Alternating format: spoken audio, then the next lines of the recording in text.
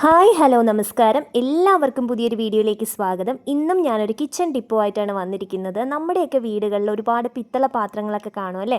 അപ്പോൾ ഇങ്ങനെയുള്ള ഓട്ടുരുളികൾ, അതുപോലെ പിച്ചള പാത്രങ്ങളൊക്കെ കരി പിടിച്ചിരിക്കുകയാണ്, അല്ലെങ്കിൽ എടുക്കാതെ വയ്ക്കുമ്പോൾ ക്ലാവ് പിടിച്ച് അതിൻ്റെ നിറം മങ്ങിയൊക്കെ ഇരിക്കുന്ന ഒരവസ്ഥ വരികയാണെങ്കിൽ നമ്മൾ ഈ ഒരു ടിപ്പ് കൊണ്ട് പെട്ടെന്ന് തന്നെ പളപള ആക്കിയെടുക്കാം കേട്ടോ. അപ്പോൾ ഞാനിവിടെ 2 പാത്രങ്ങളാണ് ഇതുപോലെ എടുത്തിരിക്കുന്നത്. ഇത് നമുക്കൊന്ന് ക്ലീൻ ആക്കി എടുക്കണം. അപ്പോൾ ഇതിൻ്റെ മൂട് ഭാഗത്തായിട്ട് നല്ലതുപോലെ കരിയുണ്ട്. അതുപോലെ ഈ ഒരു പാത്രം എന്ന് വെച്ചാൽ ഒരുപാട് നാളായിട്ട് ഞാൻ എടുക്കാതെ വെച്ചിരിക്കുന്ന പാത്രങ്ങളാണ്. അതിൻ്റെ കളറൊക്കെ ഏകദേശം പോയിട്ടുണ്ട്. അപ്പോൾ ഇത് നമുക്കൊന്ന് ക്ലീൻ ആക്കി എടുക്കണം. നല്ലതുപോലെ വെട്ടിത്തിളങ്ങും കേട്ടോ. അപ്പോൾ അതെങ്ങനെയാണെന്ന് കാണിച്ചു തരാം. അപ്പോൾ ഇത് കഴുകിയെടുക്കാനായിട്ട് നമുക്കിവിടെ ഒരു പേസ്റ്റ് തയ്യാറാക്കി എടുക്കാം. നമ്മുടെ വീട്ടിലുള്ള സാധനങ്ങൾ കൊണ്ട് തന്നെയാണ് ഇത് തയ്യാറാക്കി എടുക്കുന്നത്. അപ്പോൾ എന്തൊക്കെയാണെന്ന് നോക്കാം കേട്ടോ. അപ്പോൾ ഞാൻ ഈ ഒരു ബൗളിൽ ഗോതമ്പ് പൊടിയാണ് എടുത്തിരിക്കുന്നത്. ഗോതമ്പ് പൊടി ഇട്ടാണ് നമ്മൾ ഇന്ന് ഈ ഒരു ടിപ്പ് ചെയ്യുന്നത്. അടുത്തതായിട്ട് വേണ്ടത് നാരങ്ങയാണ് കേട്ടോ. ഒരു മുഴുവൻ നാരങ്ങ തന്നെ എടുത്തിട്ടുണ്ട്. ഇച്ചിരി ചീത്തയായ നാരങ്ങയാണെങ്കിലും കുഴപ്പമില്ല കേട്ടോ. നമുക്ക് ചീത്തയായ നാരങ്ങയൊന്നും ഇനി കളയണ്ട. ഇതുപോലെയൊക്കെ നമുക്ക് വേണമെങ്കിൽ ഉപയോഗിക്കാമല്ലോ, അതുകൊണ്ട് എടുത്ത് കളയരുത്. അപ്പോൾ നാരങ്ങ എടുത്തിട്ടുണ്ട്. പിന്നെ ഞാൻ എടുത്തിരിക്കുന്നത് മഞ്ഞൾപ്പൊടിയാണ് കേട്ടോ. 1 സ്പൂണോളം മഞ്ഞൾപ്പൊടിയും കൂടെ എടുത്തിട്ടുണ്ട് കേട്ടോ. ഈ ഒരു സാധനവും കൂടെ വേണം കേട്ടോ, അതാണ് ഉപ്പ്. അപ്പോൾ ഈ 4 സാധനങ്ങളും കൂടെ വെച്ചിട്ടാണ് നമ്മൾ ക്ലീൻ ആക്കി എടുക്കുന്നത്. ഉപ്പ് ഏകദേശം ഒരു 1.5 സ്പൂണോളം എടുത്തിട്ടുണ്ട് കേട്ടോ. കുറച്ച് മതിയാകും. ഏറ്റവും കൂടുതൽ വേണ്ടത് ഗോതമ്പ് പൊടിയാണ് കേട്ടോ. ഗോതമ്പ് പൊടി ഏകദേശം കണക്ക് പറയുകയാണെങ്കിൽ ഒരു 3 സ്പൂണോളം ഞാൻ എടുത്തിട്ടുണ്ട് കേട്ടോ. അപ്പോൾ ഈ 4 സാധനങ്ങളും കൂടെ വെച്ചിട്ടാണ് നമ്മൾ ഈ ഒരു പാത്രങ്ങളെല്ലാം ക്ലീൻ ആക്കി എടുക്കാൻ പോകുന്നത്. ഇതിൽ സോപ്പ് പൊടിയോ അതുപോലെ ലിക്വിഡുകളോ ഒന്നും തന്നെ ഉപയോഗിക്കുന്നില്ല. ഈ 4 സാധനങ്ങൾ മാത്രം കൊണ്ടാണ് നമ്മുടെ ഈ പാത്രങ്ങളെല്ലാം പളപള ആക്കിയെടുക്കാൻ പോകുന്നത്. ഇനി ഈ നാരങ്ങ നീര് ഈ ഗോതമ്പ് പൊടിയിലേക്ക് പിഴിഞ്ഞൊഴിച്ചു കൊടുക്കാം കേട്ടോ. അപ്പോൾ ഞാൻ മുഴുവനായിട്ട് ഇതുപോലെ പിഴിഞ്ഞൊഴിച്ചു കൊടുക്കുകയാണ്. ചീത്തയായിട്ടുള്ള നാരങ്ങയാണ് കേട്ടോ. ഇനി നല്ല ഫ്രഷ് നാരങ്ങയാണെങ്കിൽ അതായിരുന്നാലും മതിയാവും, കുഴപ്പമൊന്നുമില്ല. ഇനി നാരങ്ങ നീര് പിഴിഞ്ഞതിന് ശേഷം നല്ലതുപോലെ ഒന്ന് മിക്സ് ചെയ്ത് കൊടുക്കുക കേട്ടോ. അതുപോലെ കൈ വെച്ച് നന്നായിട്ടൊന്ന് തിരുമി യോജിപ്പിച്ച് കൊടുക്കുക. ആ ഒരു മഞ്ഞൾപ്പൊടിയൊക്കെ നല്ലതുപോലെ ഗോതമ്പ് പൊടിയിൽ മിക്സായി കിട്ടണം. അതുപോലെ ആ ഒരു നാരങ്ങ നീര് എല്ലായിടത്തും പുരളണം. ഉപ്പും എല്ലാം നല്ല രീതിയിൽ തന്നെ മിക്സ് ചെയ്ത് കൊടുക്കുക. ഇനി നമുക്ക് കുറച്ച് വെള്ളം കൂടെ ഇതിലേക്ക് ഒഴിച്ചു കൊടുക്കാം. കാര്യം അതൊരു കുഴമ്പ് പരുവത്തിലാണ് ആക്കി തീർക്കുന്നത്. കുറേശ്ശെ വെള്ളം ഒഴിച്ച് നല്ല കുഴമ്പ് രൂപത്തിലാക്കിയെടുക്കണം. ഈ കുഴമ്പ് രൂപത്തിലാക്കുന്ന ആ ഒരു പേസ്റ്റാണ് നമ്മുടെ പാത്രങ്ങളിലൊക്കെ തേച്ച് പിടിപ്പിച്ച് കഴുകേണ്ടത് കേട്ടോ. അപ്പോൾ നല്ലൊരു എഫക്റ്റീവായിട്ടുള്ളൊരു ടിപ്പാണ് ഇത്. അപ്പോൾ ഇത് മുഴുവനായിട്ട് സ്കിപ്പ് ചെയ്യാതെ കാണുക കേട്ടോ. എങ്കിൽ മാത്രമേ നിങ്ങൾക്ക് ആ ഒരു റിസൾട്ട് മനസ്സിലാക്കാൻ പറ്റത്തുള്ളൂ. നല്ലൊരു റിസൾട്ട് തന്നെ കിട്ടും. ആ ഒരു ഫൈനൽ ലുക്ക് ഞാൻ ആദ്യം കാണിച്ച് തന്നല്ലോ. അപ്പോൾ അത് പോകെ നിങ്ങൾക്കത് മനസ്സിലാവും എത്രത്തോളം ആ ഒരു എഫക്റ്റ് കിട്ടും എന്നുള്ള കാര്യം കേട്ടോ. നമുക്ക് ഓരോ കലത്തിലായിട്ട് ഇതൊന്ന് തേച്ച് പിടിപ്പിച്ച് കൊടുക്കാം.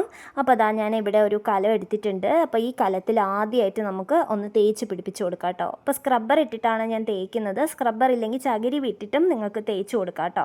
ഇനി ചകിരിയും സ്ക്രബ്ബറും ഒന്നും ഇല്ലെങ്കിൽ നിങ്ങൾക്ക് പ്ലാസ്റ്റിക് കവറോ അല്ലെങ്കിൽ സ്പോഞ്ചിൻ്റെ ഇതോ വച്ചിട്ട് ചെയ്യാം കേട്ടോ. അപ്പോൾ എനിക്കിവിടെ വിളക്ക് തേക്കാനൊക്കെ ഞാനൊരു സ്ക്രബ്ബർ സ്ഥിരമായിട്ട് എടുത്ത് വെച്ചിട്ടുണ്ട്. അപ്പോൾ അത് വെച്ചിട്ടാണ് ചെയ്യുന്നത്. ഇങ്ങനെ ഒന്ന് തൊട്ട് നോക്കുമ്പോൾ തന്നെ ആ ഒരു റിസൾട്ട് നിങ്ങൾക്ക് അറിയാൻ പറ്റുന്നുണ്ടാവും. തേച്ച ഭാഗവും തേക്കാത്ത ഭാഗവും തമ്മിൽ നല്ല മാറ്റമുണ്ട്. ജസ്റ്റ് ഈ ഒരു പേസ്റ്റ് തൊട്ടാൽ തന്നെ ആ ഒരു മാറ്റം നിങ്ങൾക്ക് കാണാൻ പറ്റും. എത്രത്തോളം ആ വീഡിയോയിൽ കാണാൻ പറ്റുന്നുണ്ടെന്ന് അറിയില്ല, പക്ഷെ നല്ല മാറ്റമുണ്ട്. ഒരുപാട് ബലം പ്രയോഗിച്ചൊന്നും ഇത് തേക്കേണ്ട ആവശ്യമില്ല. കരിയില്ലാത്ത ഭാഗത്തൊന്നും ഒരുപാട് ബലം പിടിച്ച് തേക്കേണ്ട ആവശ്യമില്ല. കരിയുള്ള ഭാഗത്താണെങ്കിൽ കുറച്ചൊന്ന് ബലം പ്രയോഗിക്കണം കേട്ടോ. ഉള്ള കാര്യം പറയാമല്ലോ.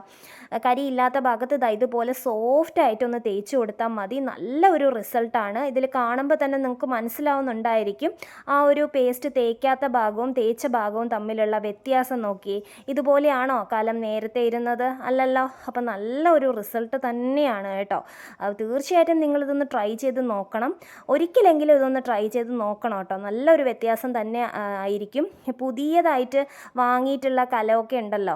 അപ്പോൾ അത് നമ്മൾ ഒരു പ്രാവശ്യം അടുപ്പത്തൊക്കെ വയ്ക്കുമ്പോൾ അതുപോലെ കളറൊക്കെ മങ്ങിയിട്ടുണ്ടാവും. അപ്പോൾ നിങ്ങൾ ഉപയോഗശേഷം ഇതൊന്ന് ചെയ്ത് നോക്കിയാൽ ആ ഒരു പുതുമ എപ്പോഴും നിലനിൽക്കുകയും തന്നെ ചെയ്യും. ഇനി ഞാൻ രണ്ടാമത് ആ കരി പിടിച്ച സൈഡും കൂടെ ഇതുപോലെ ഉരച്ച് കഴുകി കൊടുക്കുകയാണ്.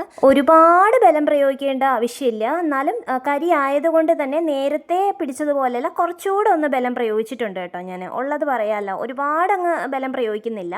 അപ്പോൾ ഇതാ നോക്കിയേ, ചകിരി കൊണ്ടും നിങ്ങൾക്ക് ഇതുപോലെ ചെയ്യാവുന്നതാണ് കേട്ടോ. സ്ക്രബ്ബർ ഇല്ലയെന്നുണ്ടെങ്കിൽ ചകിരി കൊണ്ടും നിങ്ങൾക്ക് ഉപയോഗിക്കാം. പിന്നെ നമ്മൾ ഡെയിലി യൂസ് ചെയ്യുന്ന സ്ക്രബ്ബർ ഉപയോഗിക്കരുത്. ഇതിനായിട്ട് ഇങ്ങനെയുള്ള പാത്രങ്ങളും വിളക്കുകളും ഒക്കെ തേക്കാനായിട്ട് പ്രത്യേകം ഒരു സ്ക്രബ്ബർ എടുത്ത് വെക്കുന്നതായിരിക്കും ഏറ്റവും നല്ലത്. അതാണ് വൃത്തിയും ശുദ്ധിയും. അപ്പം ഞാനവിടെ അങ്ങനെ എടുത്ത് വയ്ക്കാറുണ്ട്. അതുകൊണ്ട് ആ ഒരു സ്ക്രബ്ബർ ഇട്ടാണ് ഇത് കഴുകുന്നത് കേട്ടോ. കണ്ടില്ലേ, കരി നന്നായിട്ട് പോകുന്നുണ്ട് കേട്ടോ. നല്ല വ്യത്യാസമുണ്ട്.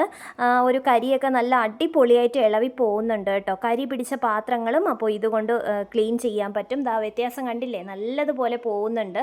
അപ്പോൾ ഇതിനി മുഴുവനായിട്ടും നമുക്കൊന്ന് ഉരച്ച് നന്നായിട്ട് കഴുകിയെടുക്കാം കേട്ടോ. ഇത് കഴുകിയതിന് ശേഷം നമുക്ക് മറ്റേ പാത്രവും കൂടെ ഇതുപോലെ ഒന്ന് ക്ലീൻ ചെയ്തെടുക്കാം. ഇത് കുറേ നാൾ കൊണ്ട് ഞാൻ ഉപയോഗിക്കാതിട്ടിരിക്കുന്ന ഒരു പാത്രമാണ് കേട്ടോ. അത് തട്ടിൻ്റെ ഉയരെ ഇരുന്ന് അതിൻ്റെ കളറൊക്കെ മുഴുവനും മങ്ങിയായിരുന്നു. അപ്പോൾ കളറൊക്കെ ഒന്ന് വീണ്ടെടുക്കാനാണ് ഈ പേസ്റ്റ് വെച്ചിട്ട് ഞാനിങ്ങനെ ചെയ്ത് കൊടുക്കുന്നത് കേട്ടോ. നല്ല ഒരു എഫക്റ്റാണ് കിട്ടിയത്. ഈ പാത്രം അങ്ങനെ അധികം ഞങ്ങൾ യൂസ് ചെയ്യാറില്ല.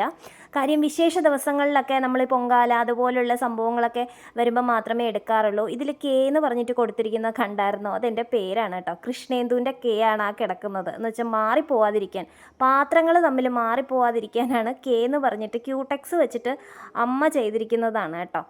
അപ്പം ഞാൻ പറഞ്ഞു വന്നതെന്ന് വെച്ച് കഴിഞ്ഞാൽ ഇത് എടുക്കാതിരുന്ന പാത്രമാണ്. അപ്പം അതൊന്ന് വെളുപ്പിച്ചെടുക്കാമെന്ന് വിചാരിച്ചിട്ടാണ് ഞാനിങ്ങനെ ചെയ്യുന്നത് കേട്ടോ. അപ്പോൾ നല്ല റിസൾട്ട് തന്നെയാണ് എനിക്ക് കിട്ടിയത്. ഇനി ഇത് നമുക്കൊന്ന് കഴുകിയെടുക്കാം കേട്ടോ. അപ്പോൾ പാത്രങ്ങൾ രണ്ടും ഞാൻ തേച്ചായിരുന്നു. ഇനി നമുക്കൊന്ന് കഴുകിയെടുക്കാം. കഴുകിയെടുക്കുമ്പോഴാണല്ലോ അതിൻ്റെ ആ ഒരു തിളക്കം മനസ്സിലാക്കാൻ പറ്റുന്നത്. പുതിയതുപോലെ തന്നെ കിട്ടിയിട്ടുണ്ട്. കണ്ടില്ലേ, പുതിയ പാത്രം പോലെ നല്ല സ്വർണ്ണ കളറിൽ തന്നെ നമുക്ക് കിട്ടിയിട്ടുണ്ട് കേട്ടോ.